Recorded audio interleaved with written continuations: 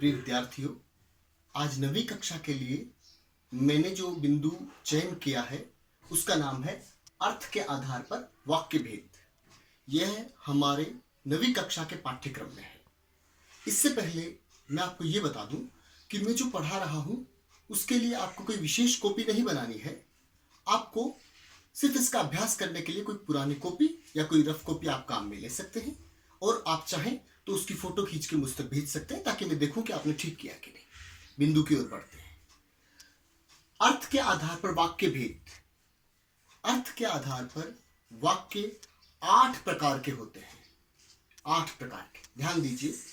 पहला वाक्य है, उसका नाम है आज्ञावाचक। इसमें किसी को आज्ञा दी जाती है, जैसे सदा सत्य बोलो। दूसरा जो प्रकार है वो है विधानवाचक। विधानवाचक का मतलब साधारण वाक्य, जैसे गाय घास खाती है, यानी सकारात्मक वाक्य। तीसरा प्रकार निषेधवाचक। निषेध का मतलब होता है मना करना। इसमें किसी बात के लिए मना किया जाता है, जैसे अंदर आना मना है, धूम्रपान करना मना है। इस प्रकार से निषेधवाचक। चौथा प्रकार विस्मयवाचक। इसमें आश्चर्य, दुख या खुशी की बात कही जाती है। उदाहरण के लिए, अरे वाह, हम मैच जीत गए, हे राम ये क्या हो गया। इस प्रकार के वाक्य जो होते हैं वो आते हैं विस्मयवाचक। इसके बाद अगला प्रकार है संदेहवाचक। जब हमें किसी बात पर संदेह तब हम संदेहवाचक वाक्य बोलते हैं। जैसे कि मैं आपको बताऊं, हो सकता है आज बारिश हो, शायद आज स्कूल पहुंचने में देर हो जाए। यानी जब हमें किसी बात का पक्का पता नहीं हो तो शायद का इस्तेमाल करें, या हो सकता है इस प्रकार का हम इस्तेमाल करें, तो वह संदेहवाचक वाक्य होता है। आगे इच्छावाचक।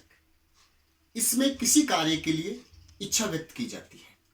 जैसे मैं इच्छा व्यक्त कर रहा हूं कि मैं आम खाना चाहता हूं, या मैं चाहता हूं कि लॉकडाउन जल्दी से टूट जाए और देश के जो भी बीमार व्यक्ति हैं वो स्वस्थ हो जाए। ये इच्छावाचक हो। प्रश्नवाचक, ये चिर परिचित है, हम सभी जानते हैं। क्या, क्यों, कैसे, कब, कहां, किसे, इन शब्दों का जहां इस्तेमाल करके वाक्य बनाया जाता है वो प्रश्नवाचक होता है। जैसे कि आपका नाम क्या है। संकेतवाचक। संकेतवाचक वाक्य ये होता है जिसमें कोई बात कहने के साथ उसकी संभावना बताई जाती है, लेकिन उस संभावना के साथ एक शर्त होती है। जैसे यदि उसने परिश्रम किया तो वह पास हो जाएगा। दूसरा वाक्य बताता हूं, यदि हमने लॉकडाउन का पालन किया तो कोरोना से जल्दी मुक्ति मिल जाएगी। किसी शर्त के साथ में किसी बात की संभावना बताना संकेतवाचक वाक्य होता है। अब मैं आपको एक अच्छा कार्य देता हूं जिसे आप गृह कार्य समझ सकते हैं।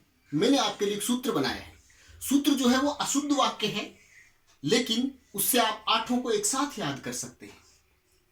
आपको ऐसे समझना है, आपकी कक्षा में एक लड़की है जिसका नाम है आविनीवी। आविनीवी, और आपको उसे ऐसे बोलना है, आविनीवी सही प्रश्न का संकेत कर। आविनीवी सही प्रश्न का संकेत कर। वाक्य में अशुद्धियां हैं लेकिन सूत्र है ये। कैसे पहचानेंगे हम? इससे कैसे 8 वाक्य याद होंगे? आविनीवी सही प्रश्न का संकेत कर। आ आज्ञावाचक, वी विधानवाचक, नी निषेधवाचक, वी विस्मयवाचक, स संदेहवाचक, ई इच्छावाचक, प्रश्न प्रश्नवाचक, और अंत में संकेत संकेतवाचक। धन्यवाद। लेकिन आपका होमवर्क क्या है? आपको घर पर यह अभ्यास करना है कि आप बिना देखे इस वाक्य को बोल सकें और 8 वाक्यों का नाम लिख सकें। यदि आप लिख पाएं तो जरूर मुझे बताएं। धन्यवाद।